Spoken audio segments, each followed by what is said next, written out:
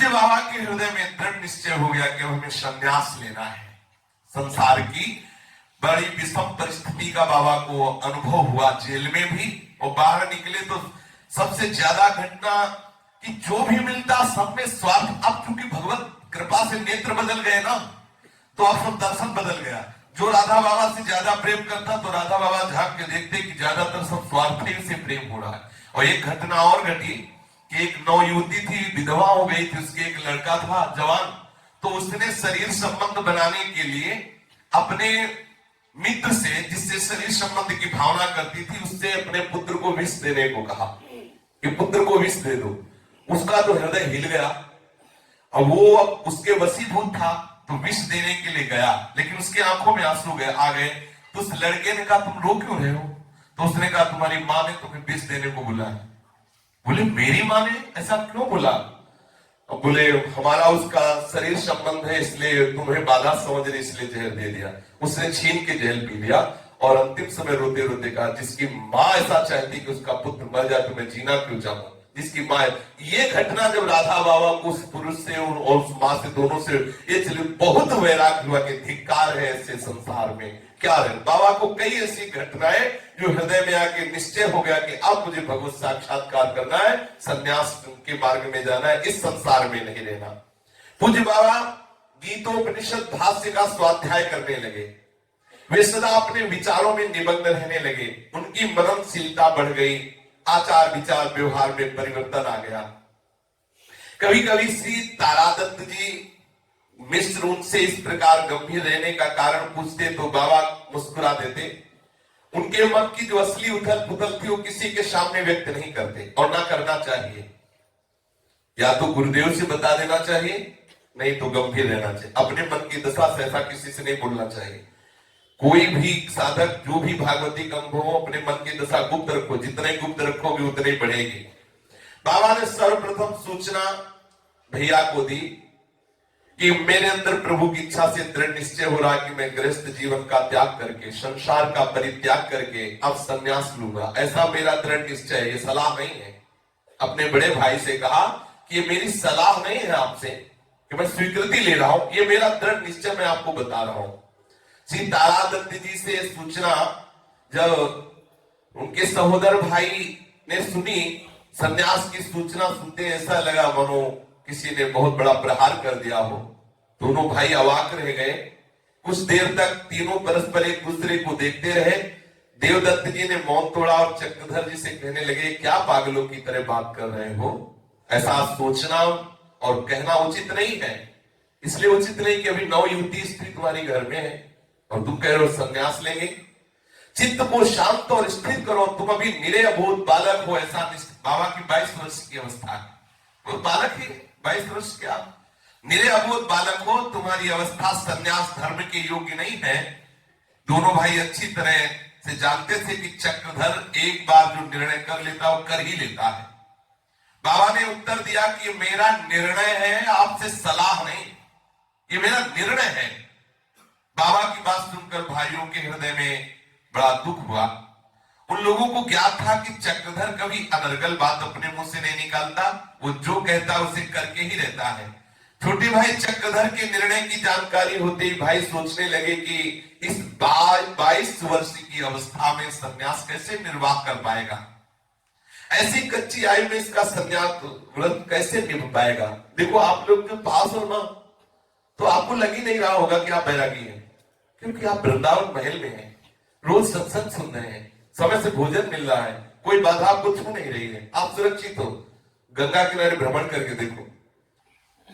राधा बाबा 22 वर्ष की अवस्था है तो उनके भाई बड़े चिंतित हैं कि ये संन्यास कैसे निभा पाएगा, इसको कैसे समझाया जाए कि ये मन की वासनाओं का वेग बड़ा विकट होता है। गांव में इसकी नवयुवती पत्नी है, माताजी पिताजी हैं, उनको जो समाचार मिलेगा कि चक्रधर संन्यास लेने वाला है तो वो लोग कैसा, उनके ये कैसा विवेकपूर्ण निर्णय है। देवदत्त जी ने बड़े प्यार से समझाते हुए बाबा से कहा कि तुम्हारे लिए संन्यास धर्म बड़ा कठिन होगा। संसार के भोगों की क्षण भंगुरता एवं निरर्थकता का सच्चा अनुभव एक भोगी पुरुष ही कर पाता है, और वो जब त्यागी होता है तो बहुत बढ़िया महात्मा होता है। उनके भाई ने समझाया कि आप एकदम सीधे, अभी कुछ ही दिन तो, अभी तो जेल से, कोई ऐसा नहीं कि घर गृहस्थी में रहे और वधू है तो चलो भाई भोगों का भी अनुभव हुआ हो, अभी तो वहां अंग्रेजों की पिटाई सहते रहे और बैरागी की बात हो रही है। कैसे? जैसा अनुभव भोगों का होने के बाद वैराग्य होता है वो स्थायी होता है। उनके भाई ने समझाया कि ये जो बिना भोगे आप वैराग्य संन्यास की बात कहते हो, निभ पाना बड़ा कठिन होता है।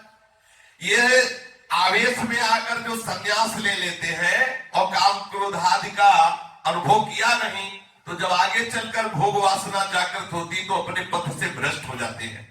ऐसे पथ भ्रष्ट सन्यासी बनने से क्या लाभ मिलने वाला है? कोई बात बनेगी क्या? बिगड़ जाएगा। इसलिए ऋषियों ने मर्यादा स्थापित की है कि 3 आश्रमों का, ब्रह्मचर्य, गृहस्थ, वानप्रस्थ, संन्यास, पहले भोग भोगते हुए तब फिर आगे बढ़ना चाहिए, ऐसा उपदेश किया। बहुत प्रयास किया समझाने का, क्योंकि विद्वान भाई थे, ब्राह्मण वंश में शास्त्रों के ज्ञाता, तो उन भाइयों ने समझाने की चेष्टा की। राधा बाबा ने कहा हमने आपसे बताया था कि हम आपसे सलाह नहीं ले रहे, आपको निर्णय सुना रहे हैं। अब मेरे संन्यास के विचार में कभी भी किसी भी तरह से परिवर्तन नहीं आ सकता। सारे तुम्हारे प्रयास व्यर्थ है, चाहे और जितना भी समझा लो, मेरा निर्णय निर्णय है। बाबा का निश्चय अडिग था। स्वजन स्नेही मित्र और जो भी ममत्व रखते थे, बड़ा भय दिखाया, बड़ा प्रलोभन दिखाया, बड़ा दबाव दिखाया, बड़े सुझाव। ऐसा होता है, ऐसे घर में रहो कोई कदर नहीं है। और एक बार घर में सूचना हो जाए कि सन्यासी बाबा जी बैरागी बन रहा है, सब इतना प्यार करने लगेगा कि प्यार की मूर्ति है, और फिर बिगड़ जाओ, फिर 10 दिन के बाद वही स्थिति आ जाएगी। वो प्यार केवल उदय होता है, आप भगवान के मार्ग के पथिक ना बने। कोई बिरला ही इससे निपट पाता है। बड़ा भय दिखाया गया, बड़ा ममत्व दिखाया गया, बड़ा सुझाव दिया गया, बड़ा दबाव दिखाया गया कि बाबा सन्यास ना लें। चक्रधर जी लोहे के लठ जैसे रहे, अर्थात टूटे नहीं, जो निर्णय कर दिया कर। और ऐसे ही साधक इस मार्ग में चलता है, लोहे के लठ जैसा, चल दिया सब बोलो, कोई मतलब नहीं। अच्छा, जैसे ये दलील पेश की कि आगे चलकर भ्रष्ट हो सकता है, तो हम अकेले चल रहे हैं क्या? हमारा प्रीतम हमारे साथ है, हमारा प्रीतम हमारे साथ है। उसका वादा है ना मैं भक्ता प्रणसती, उसका वादा है करो सदा तिनके रखवारी। जितना आग में घी डालोगे उतनी आग बढ़ेगी, बुझेगी नहीं। बुझती है ज्ञानाग्नि से, बुझती है प्रेमाग्नि से। जितना भजन करोगे उतने शुद्ध ज्ञान होगा, उतने भगवत चरणारविंद में अनुराग होगा और आपकी सहनशीलता बढ़ती चली जाएगी। ये जो गंदे मार्ग के पथिक बनते हैं ऊपर से, चाहे जो वेश परिवर्तन कर दे, कुछ नहीं होने वाला। बाहर के वेश परिवर्तन से उद्देश्य परिवर्तन नहीं होता। उद्देश्य परिवर्तन हो जाए तो वेश परिवर्तन हो या ना हो, आप महात्मा ही हो, पक्का समझ लो। राधा बाबा ने अपने भाई से कहा कि मेरा अटल विश्वास है। माताजी पिताजी को उनके संन्यास लेने की सूचना देने की बात जब आई तो बाबा ने कहा मत नहीं भेजना।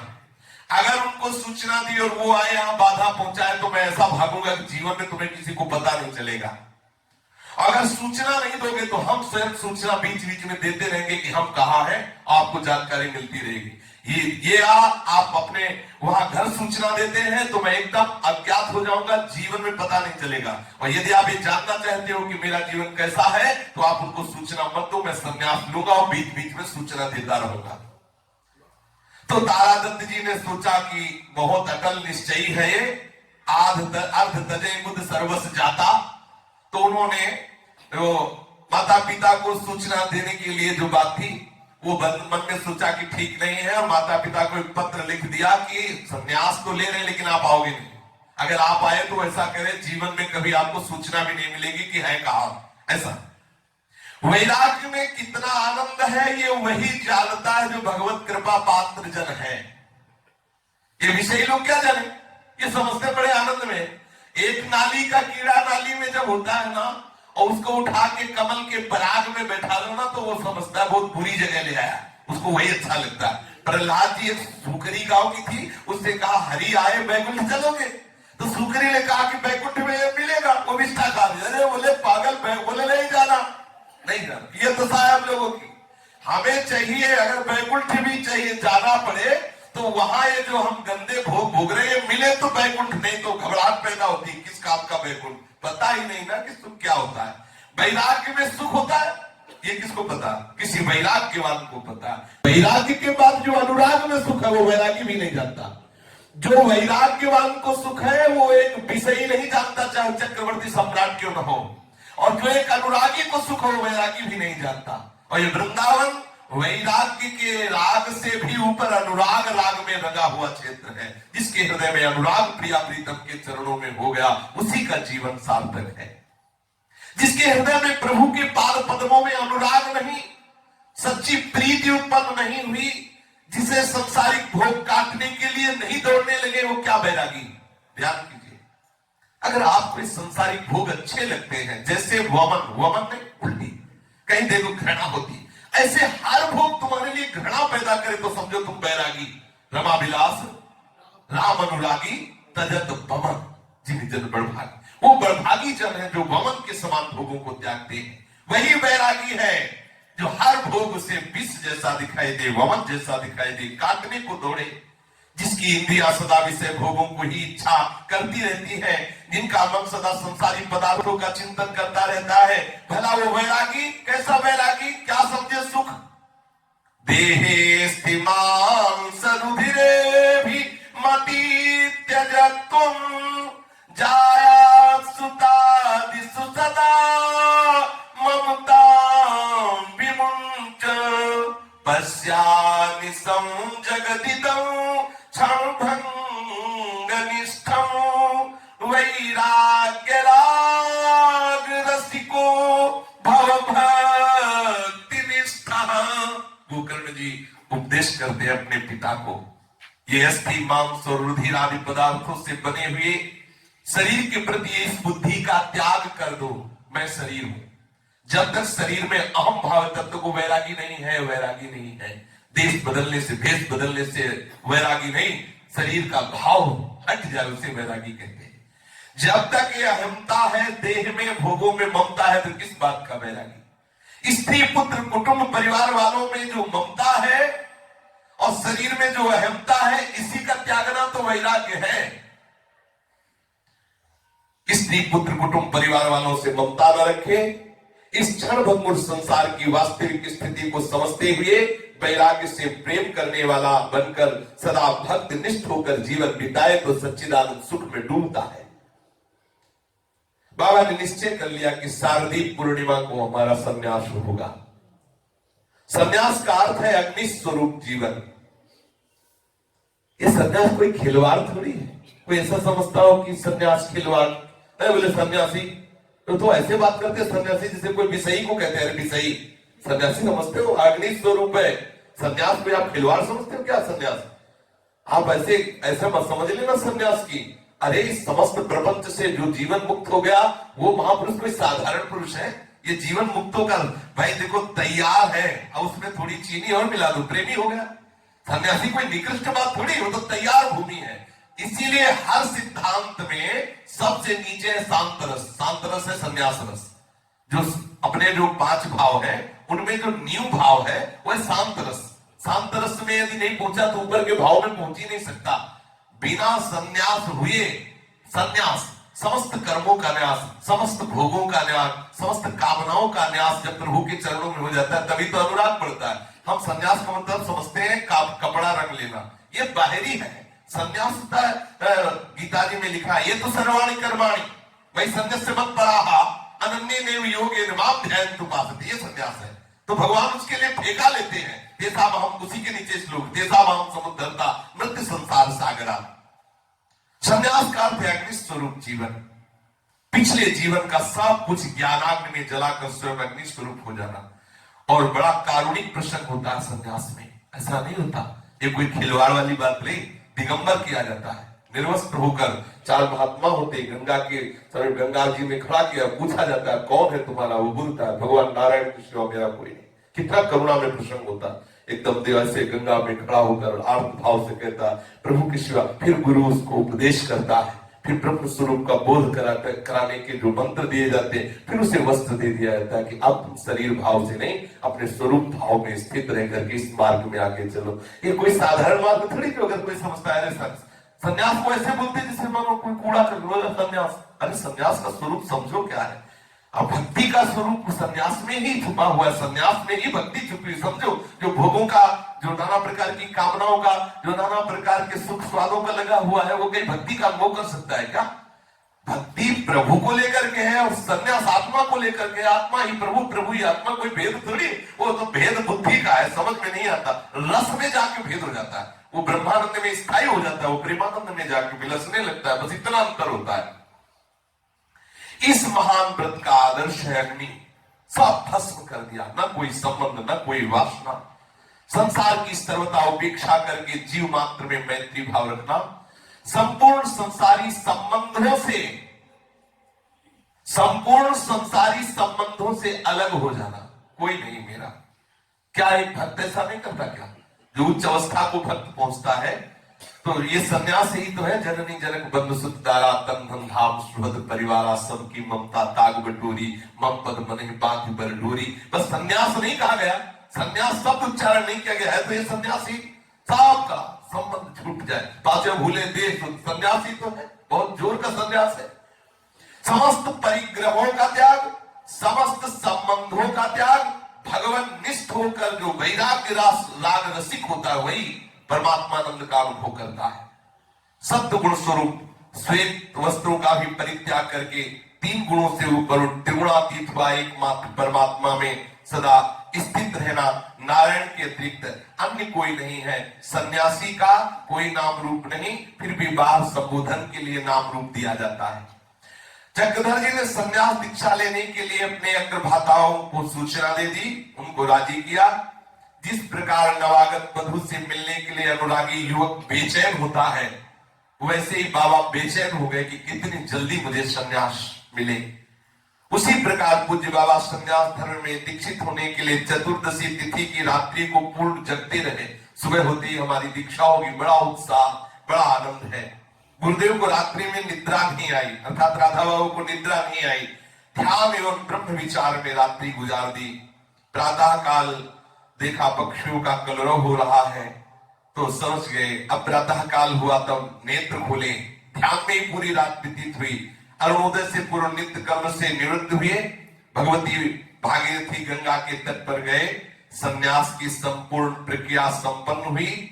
श्री राधा बाबा ने संन्यास के विषय में केवल इतना ही बताया कि हमारे संन्यास की दीक्षा, हमारे संन्यास का पूरा जो भाव है, वो भगवान शंकर ही उसके साक्षी। क्या क्या हुआ उसका हम वर्णन क्या करें। बाबा ने ऐसा संबोधन किया। संन्यास होने के बाद बाबा का नाम पड़ा मधुसूदनानंद स्वामी। श्री राधा बाबा का नाम संन्यास में हुआ मधुसूदनानंद स्वामी, स्वामी मधुसूदनानंद जी। किंतु ये नाम कोई प्रचलित नहीं हुआ, उनको श्री स्वामी चक्रधर जी महाराज जी कहते रहे। बाबा को सब श्री चक्रधर, स्वामी चक्रधर जी महाराज जी कहते रहे। और यहाँ गीता वाटिका में श्री चक्रधर स्वामी का भी नाम अंतर ध्यान हो गया, हुआ श्री राधा बाबा, वो आगे प्रसंग में आए। वैसे संन्यास का नाम पूज्य बाबा का मधुसूदनानंद स्वामी, स्वामी मधुसूदनानंद जी महाराज। संन्यास लेते ही बाबा ने एक कठोर व्रत लिया कि जीवन में कभी भी किसी भी स्त्री का स्पर्श नहीं करूंगा। बाबा ने कठोर नियम लिया, जीवन में कभी भी हाथ से रुपया स्पर्श नहीं करूंगा। तो मन से स्पर्श की क्या बात, अर्थात दो चीजें जीवन में मैं निर्वाह करूंगा, कभी स्त्री का स्पर्श नहीं करूंगा, कभी किसी से द्रव्य नहीं लूंगा, केवल जन्मदात्री मां को छोड़कर। नियम लिया कि अगर मां आएगी तो उसको प्रणाम करूंगा, वो अगर हृदय से लगी तो उसे निषेध नहीं करूंगा। इसके अलावा जीवन में कभी स्त्री को स्पर्श नहीं करूंगा, कभी द्रव्य हाथ में नहीं छूंगा। संन्यास धर्म के अनुसार सन्यासी को एक बार की केवल अनुमति है कि अपने जन्मभूमि में माता के दर्शन करने के लिए जा सकता है। संन्यास लेने के बाद एक बार के लिए अनुमति है कि वो जा सकता है अपनी मां को प्रणाम करने के लिए, मां के दर्शन के लिए। यस्यास्ति वैष्णवः पुत्रः, श्री मिश्र दंपति के सौभाग्य की क्या सराहना करें। बाबा जैसा जिनका पुत्र हो, जिसके गर्भ से संसार त्यागी विरागी सन्यासी महापुरुष उत्पन्न हुआ हो, उन जगन माता अधिकारी देवी की कोख की क्या सराहना करे। संसार में माताओं की कमी थोड़ी है, गांव गांव घर घर में माता है, लेकिन कोई महान माता ऐसी होती है जो ऐसे महापुरुष को प्रकट करती है। श्री महिपाल मिश्र इनके पिता और अधिकारी देवी इनकी माता, जिनकी वृद्धावस्था का सहारा प्राणों से भी अधिक प्यारा सबसे छोटा पुत्र घर में संतानहीन युवती स्त्री को सदा के लिए छोड़कर सन्यासी हो गया। इस बात से उस माता का हृदय जो मोह भाव में फंसा हुआ कितना कष्ट होता है वो मां ही जानती है। माता साक्षात स्नेह की मूर्ति होती है। कोई भी महापुरुष हो, एक यही जगह है जहां से निकल पाना बहुत कठिन होता है। जब मां सामने रोकर खड़ी होती है तो अच्छे अच्छे की पिंडली कांपने लगती है, क्योंकि वो ऐसा वात्सल्य स्वरूप होता है, वहां से भगवान ही निकालते हैं। देवकी यशोदा कौशल्या देवहूति आदि अवतार जननी जो भी है वो भी अपने पुत्र के वियोग में बिलखी है। फिर ये तो बाबा की माता है। जब इन्होंने सुना था कि बाबा संन्यास ले तो बहुत ही रोई, पर उन्होंने लिख दिया था कि अगर यहाँ आई तो जीवन भर बता नहीं पाएंगे। मां के 4 पुत्र थे, परंतु किसी भी पुत्र के संतान नहीं थी। जो राधा बाबा के और 3 भाई थे उनमें से किसी के बेटे नहीं। इनके भी बेटा हुआ था, वो मरा हुआ था। बड़े लीला बिहारी ठाकुर है। मां को बड़ी खिन्नता रहती थी, लेकिन एक विश्वास था कि अभी नौ युवक है, 22 वर्ष का है चक्रधर, तो इसके कोई ना कोई संतान तो होगी। माता पिता को यही सब सुख रहते हैं, यही लालसा रहती है। वंश बेली के विस्तार की आशा माता पिता की अब चक्रधर पर ही टिकी थी, लेकिन वो आशा भी समाप्त हो गई क्योंकि बाबा ने संन्यास ले लिया। माता पिता को सबसे अधिक कष्ट दे रही थी पुत्र वधू की चिंता, कि वो तो निरी अभी अबोध ग्रामीण बालिका है, अभी यौवन की देहरी पर उसके चरण पड़े। अब बाबा 22 वर्ष की अवस्था के, तो बाबा जब 14 वर्ष के थे तब बाबा का जो ब्याह हुआ था और उनकी जो पत्नी जगाधरी थी वो 9 वर्ष की थी। तो अब बाबा 22 वर्ष के, तो वो कितने वर्ष के होंगे? 17 वर्ष के। 17 वर्ष में तो यहाँ भी बच्चियों के ब्याह नहीं होते, और उस समय तो ऐसी प्रथा थी। इसलिए अभी तो यौवन अवस्था में अभी चरण भी नहीं पड़े थे, अर्थात पूर्ण रूप से यौवन अवस्था भी नहीं आई थी, और असमय में ही उनके पति सन्यासी हो गए। अब उनको जीवन भर पति होते हुए भी त्याग और तपस्या में व्यतीत करना होगा। बाबा ने तो सन्यास ले लिया, लेकिन वो बिना सन्यास के सन्यासी जीवन उनका व्यतीत होगा। बड़ा दुख था माता पिता को, कैसे वो लंबी आयु काटेगी। मां का हृदय व्यथा से इतना व्यथित था कि दुख के तीव्रावेग से उसका पूजा पाठ छूट गया। मां को बड़ी श्रद्धा होने लगी भगवान पे। जो राधा बाबा की मां थी कि क्या भगवान है, 4 बेटे दिए, उनमें से एक भी बेटा नहीं जिनके मतलब बेटा हो। अब एक बेटा थोड़ा हाँ होनहार लगा, उसको सन्यासी बना दिया, तो पूजा पाठ में अश्रद्धा हो गई। बहुत विचित्र लीला बिहारी ठाकुर, सब पूजा पाठ छूट गई माता की। सबसे अधिक करुण स्थिति फकरपुर ग्राम की इन तपस्विनी को थी, राधा बाबा की जो पत्नी थी। जब उन्होंने सुना कि हमारे पति ने संन्यास ले लिया, उसी दिन से श्रृंगार करना बंद कर दिया। जे भी सुना कि पति ने संन्यास ले लिया, उसी दिन से राधा बाबा की जो पत्नी बनने का सौभाग्य प्राप्ति की थी, उन्होंने श्रृंगार छोड़ दिया। कोई भी सुगंधित द्रव्य लगाना बंद कर दिया, कोई भी स्वादिष्ट भोजन नहीं, छोड़ दिया, और बस केवल रोना ही रोना। अब कौन उनको समझाए, कौन उनके समीप रहे। माँ पिता तपस्विनी अन्य जन सभी उदास थे कि अब क्या कहा जा सकता है। चक्रधर जी ने तो संन्यास ले लिया। बाबा ने सोचा कि प्रारंभ में ही जाके एक बार मां के दर्शन कराऊं संन्यास वेश में, फिर दोबारा जीवन में नहीं जाएंगे। तो थोड़ी रात हो चुकी थी तब बाबा गांव में प्रवेश हुए। माता पिता के दर्शन के लिए मकान के भीतर गए, जाकर आंगन में खड़े हो गए। ये सुनते ही कि चक्रधर आए, दौड़ती हुई माई और देखा भगवा वस्त्र धारण किए हुए, मुंडन किए हुए सन्यासी वेश बाबा का, वो लपट गई और हृदय से लगा के रोने लगी। अपनी अजस्र धारा से, आंसुओं की धारा से बाबा के गिरे कपड़ों को भिगो रही थी।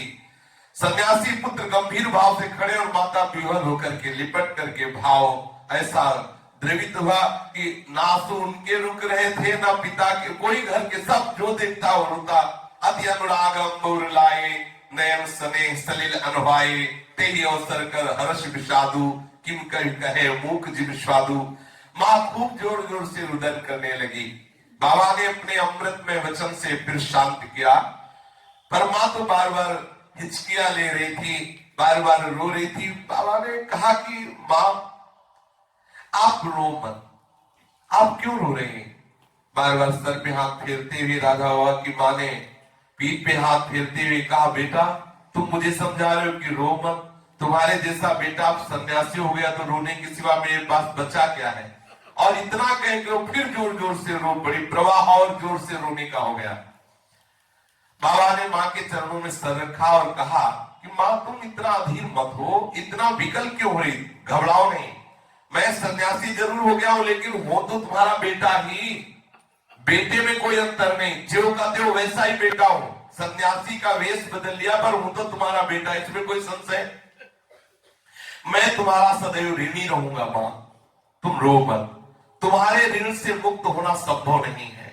मैं तुम्हारे लिए वही, महाप्रभु चैतन्य देव ने भी यही कहा था माता सची से कि अगर हमारे शरीर की त्वचा की जूती बनाकर तुम्हें पहना दे तो हे माता मैं तुम्हारे ऋण से ऋण नहीं हो सकता, लेकिन अब क्या करूं, मेरे हृदय में ऐसी विकलता नहीं रहा जा रहा, अब श्री कृष्ण मुझे घसीट रहे हैं, अब मैं संन्यास के सिवा नहीं रह सकता। ऐसा तुम मेरे लिए तनिक भी चिंता मत करो, तुम विश्वास करो, मुझे किसी भी प्रकार का कष्ट नहीं होगा। मैं वचन देता हूं जहां भी रहूंगा, जब मुझे पता चलेगा कि तुम्हारी मृत्यु का समय आया तो मैं जरूर तुम्हारे पास आ जाऊंगा। चक्रधर जी ने कहा, राधा बाबा ने कहा, मुझे आशीर्वाद दो, मैं महान उद्देश्य के लिए संन्यास वेश लिया, ये सफल हो जाए। बहुत देर तक राधा बाबा मां को सांत्वना देते रहे। पुत्र के आने का समाचार सुनकर पिताजी के धैर्य का बांध टूट गया। वो कमरे में बैठे बैठे अश्रु विमोचन कर रहे थे और उनकी आंखों की ज्योति पहले ही चली गई थी। पिताजी के पास गए, बाबा चरणों में प्रणाम करके कहा, पिताजी के नेत्रों की दृष्टि क्षीण हो गई थी। उन्होंने अपने पुत्र सन्यासी को गले से लगा लिया और सिसकते हुए बोले, बेटा ये तुमने क्या किया, मुझे बूढ़े पिता को छोड़कर सन्यास ले लिया, तुम सन्यासी बन गए, मेरा सहारा चला गया।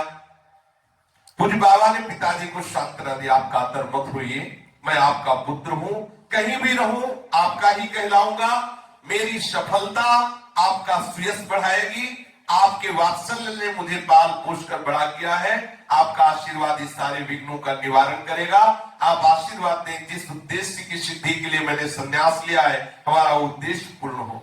पिताजी को सांत्वना देकर बाबा मकान के आंगन में आ गए और उनका ध्यान उस तपस्विनी की तरफ गया। वो दूसरे कमरे में बैठी आंसुओं से आंचल भिगो रही थी। व्यथा की अभिव्यक्ति हो जाने के एकमात्र माध्यम रह गया था सिसकना, रोना। कुछ नहीं बोल रही थी, केवल रो रही थी। अब रोने का अधिकार ही कहां रहा कि अब किसी से लिपट कर बता सके कि मेरे हृदय में क्या दुख। माता पिता तो लिपट करके श्री चक्रधर जी से अपने दुखोद्गार प्रकट कर दिए, लेकिन वो तो दूर बैठी केवल रो ही रही थी। वो तो अपने दुखों के उद्गार भी नहीं बता सकती थी। माता पिता को कहने का अवसर दिया गया लेकिन इनके लिए तो कहने का भी अवसर नहीं था। ऐसा दृश्य, सामने पति खड़े हैं, बस केवल रो रही आंगन में। खड़े खड़े बाबा ने तपस्विनी के लिए संदेश भरे वचनों में कहा कि आज से हमारा और आपका संबंध भाई और बहन का संबंध रहेगा। नवीन बेला में नवीन संबंध तुम सार से स्वीकार करो, आज से कभी भी मत सोचना कि मैं तुम्हारा पति हूं। यदि उन्हें वांछित हो तो हम उनकी पढ़ने लिखने की व्यवस्था करवा देंगे, वो पढ़े लिखे और जीवन भार स्वरूप ना समझे, भगवत भजन करते हुए आनंद से जिए। तपस्विनी ने संदेश लिया, कुछ भी नहीं, वो कुछ बोली ही नहीं, बस अपने पति को संन्यास वेश में देखकर मौन रही और रोती रही। दोनों अधर उनके मूक रहे, कुछ नहीं बोली। उस तपस्विनी के मन में बार बार भाव उठ रहे थे कि आपके पावन चरणों की सतत स्मृति ही मेरे जीवन का आधार है। मैं किसी और भगवान को नहीं जानती, आप ही मेरे भगवान हो और उन युगल चरणों पर सतत अश्रु अर्पण करना ही मेरी ये उपासना होती रहेगी। मैं आपके सिवा आपके चिंतन के सिवा, आपकी आराधना के सिवा और किसी को नहीं जानती। बाबा थोड़ी देर आंगन में खड़े रहे, बाहर आ गए। ग्राम के बाहर माताजी की आज्ञा कि 2-3 दिन तो रुकदा, तो ग्राम के बाहर बाबा रुके, घर में भी नहीं रुके, ग्राम में भी नहीं रुके। गृह के बाहर, उनका जो गांव के बाहर निवास स्थान रहा, माता उनको खूब लाड़ लड़ाती, दुलार करती। शौच स्नान के लिए ही केवल बाबा को अकेला छोड़ती, पुत्र को स्नान के लिए स्वयं जल रखती, अपने पुत्र को स्नान कराती, सब सेवा करती। स्नान कराते समय ढेर सारा सरसों का तेल बाबा के ऊपर डाल दिया। बाबा देखकर गंभीर हो गए, क्योंकि संन्यास धर्म में तेल नहीं लगाया जाता शरीर में। स्नान के पूर्व तेल लगाने, कड़वा तेल, सरसों का तेल लगाने की प्रथा है। माता भाव में आकर से तेल बाबा गंभीर हो, कुछ बोले नहीं। ऐसा नहीं दिखाया कि माँ ऐसा नहीं लगाना, लेकिन माँ समझ गई, बाबा की चेष्टा से समझ गई कि हमने गलती कर दी। अपने सन्यासी पुत्र के शरीर में तेल, फिर वो दोबारा तेल का प्रयोग नहीं किया। वात्सल्यवशात माँ ने जीवन में एक बार केवल बाबा के सन्यास मार्ग में एक बार केवल तेल, पहली बार माता जीवन में बाबा ने कभी तेल फेंका। बाबा अक्षरशः सन्यास धर्म का पालन करते हैं। अपने हाथ से बाबा को भोजन कराती माँ। एक बार पास बैठी हुई माँ से बाबा ने पूछा कि माँ, मैंने सुना तूने पूजा पाठ छोड़ दिया ठाकुर जी की। भोली माँ सहज रीति में कहा, वो भगवान भी भगवान क्या जो हमारा सर्वनाश कर दे, क्या उसकी सेवा, क्या उसका भजन। बड़े 3 बेटे, उनके कोई संतान नहीं, तेरे ऊपर आशा थी, तूने संन्यास ले, ये भगवान हम पर कृपा कर रहा है क्या? क्या भगवान की ऐसी पूजा? मेरा तो भगवान से विश्वास उठ गया है, अब पूजा पाठ में भजन मैं नहीं करूंगी। बाबा ने फिर मुस्कुराते हुए पूछा कि पहले तो बहुत पूजा पाठ करती थी, पूजा पाठ किए बिना कुछ खाती भी नहीं थी, बड़ा नियम कठोर था, क्या सचमुच तुमने पूजा पाठ छोड़ दिया? माँ ने बताया केवल 2 माला करती हूं जब, बस। तो बाबा ने पूछा, जब तेरा विश्वास ही ठाकुर के ऊपर से उठ गया तो 2 माला क्यों जब करती है? तो माँ ने कहा कि 1 माला इसलिए करती हूं कि शायद हो कोई भगवान, अगर कोई भगवान है तो 1 माला उसके नाम का जपती हूं कि थोड़ी तो कृपा कर दे, सब विलास करता जा रहा है। और दूसरी माला इसलिए जपती हूं तेरे लिए, तूने इस कच्ची अवस्था में संन्यास लिया है, तो अगर कोई भगवान है तो मेरी 1 माला से मेरी बात सुन ले, क्या कि तेरी संन्यास धर्म में कभी कोई बाधा ना आए। बाबा रो पड़े, बाबा चीख के रो, अभी तक नहीं रोए थे इन लोगों के रोने पर। जब मां ने ऐसा कहा कि मैं भगवान से प्रार्थना करती हूं कि संन्यास ले लिया, अच्छी बात है, लेकिन मेरी कोख में कहीं कलंक न लग जाए। अश्रु चलने लगा कि इतनी कृपा मां की, इतना दुलार। बाबा आवेश में आकर बोले, मां तू विश्वास कर, तेरी कोख को कभी भी कलंकित नहीं होने दूंगा। मैं किसी अचिंत शक्ति के बल से कहता हूं, अभिमान से नहीं। मेरे जीवन का संचालन कोई शक्ति कर रही, मुझे अनुभव में आता है। मैं तेरे वात्सल्य के बल पर कह रहा हूं कि तेरी कृपा मेरी रक्षा करेगी। कभी भी जीवन में संन्यास धर्म के विरुद्ध कोई ऐसा आचरण नहीं होगा जिसमें कोई कह सके कि तेरा लड़का ऐसा निकला। कभी तेरी कोख कलंकित नहीं होगी, अधिकाधिक उज्जवल कीर्ति होगी। अत्यधिक छलछलाते प्यार में भरकर मां ने सन्यासी बेटे को हृदय से लगा लिया, सिर से हाथ फेर फिर, भगवान तुम्हारी रक्षा करे। 2-3 दिन बाद बाबा अपने ग्राम से प्रणाम करके विदाई ली। घर वालों की बात के आसपास के सब लोग बाबा को घेरे हुए थे, सबके आंसू चल रहे थे। बस बाबा ने ग्रीवा नीचे की और गांव से सब परिवार से ऐसे अनुमति लेकर के बाबा, आखिर बाबा दोबारा नहीं मिलेंगे। एक बार संन्यास धर्म में होता है, कोई जाना चाहे तो एक बार मां से मिल सकता है, अन्यथा जीवन में भी कभी संबंध नहीं रखना चाहिए। जिस मार्ग के लिए हम आगे बढ़े हैं उस वस्तु का अनुभव करना चाहिए। शेष चर्चा की श्री राधा वल्लभ लाल की।